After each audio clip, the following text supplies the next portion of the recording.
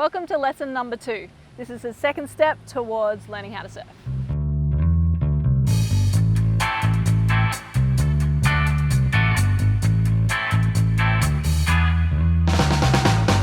In this lesson, I'm going to teach you all the basics on dry sand of the motions that you need to learn to be able to surf. The things we'll cover are paddling, popping up to your feet, and then good feet positioning so you feel strong and connected to your surfboard. The best way to practice the motion of getting to your feet is taking your surfboard down to some soft sand on the water's edge and placing it down. You want to make sure that you put your tail into the sand, so push the fins down into the sand. You want to lay on your surfboard, and to try and get the right distance, you want to reach your arm out as far as you can to the nose. And if you can't reach the nose, then you're probably a little too far back. If you can just get your fingertips onto the top of the nose to make sure that when you're paddling into a wave, you won't nosedive and wipe out. The next thing to do is to start paddling. When you start paddling really strong, you want to make sure that you cup your hands, because when you cup your hands, you're going to pull much more water and your paddle will be a lot stronger. You want to stretch your arms out as far as you can.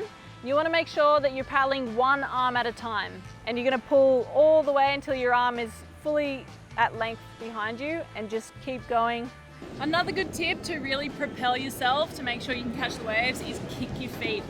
Sometimes when you're on a bigger surfboard, you won't be able to do that because your feet will actually be on the surfboard. But if your feet are in the water, then it's really important that when you're paddling, you're kicking your feet as well. And not only is it going to help you catch more waves, but it's a great workout. I like that. You want to arch your back a little bit, so stick your head up and look where you're going, arch your back and paddle really strong. Once you've got the positioning on the surfboard and you've got the paddling down, pretend like you've paddled into a wave. You feel the motion of the wave pick you up, and as you're coming down the face, you bring each hand to the rails just below your shoulders, and then you pop up and you plant both of your feet onto the surfboard, and then you stand up. If you don't quite have the upper body strength to do it all in one motion, then you can take your time and make sure that you do one foot at a time. A few things to really be conscious of when you jump to your feet. I think most important is to bend your knees. That will give you the most amount of balance and steadiness when you're on the surfboard. Make sure you bring your arms up for balance as well. That can help guide when you're feeling tippy forward and backwards. Your arms will help you in that sense. Make sure you bring your eye line up and you're looking where you're going, because that will also help with your posture and how you want to stand. The position of your feet is really important. You want to make sure that your feet are wide, not too far back and not too far forward, but you want to make sure that your feet are a little more towards the back end of the board, but not right on the tail, not just yet. That's when you get a little more advanced. When you're putting on a leash, or a leg rope as we call it in Australia, you're putting your leash on your back leg. So to know which leg is your back leg, you can think maybe you already snowboard or skateboard, or maybe there's other sports that you play where you know that you're dominant in a back leg, and that leg will be your drive when you're surfing. So for me, my right leg is my dominant leg, and so that means I'm a natural footer because my right foot is on the tail, my left foot is at the front. If I'm a goofy footer, then my left foot will be my drive and it'll be at the back, and my right foot will be up the front.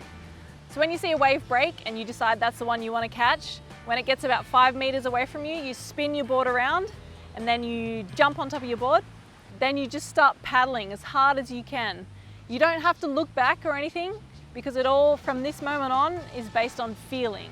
At the start, you won't really feel much, and then all of a sudden what you'll feel is the back of your board will lift up, and then you'll feel it sort of move you forward, and it can be a scary feeling. Don't be intimidated, but it feels like you're going to go down a little slippery slide, and if you have enough distance in front of your nose, you'll be able to then ride through that and then jump to your feet.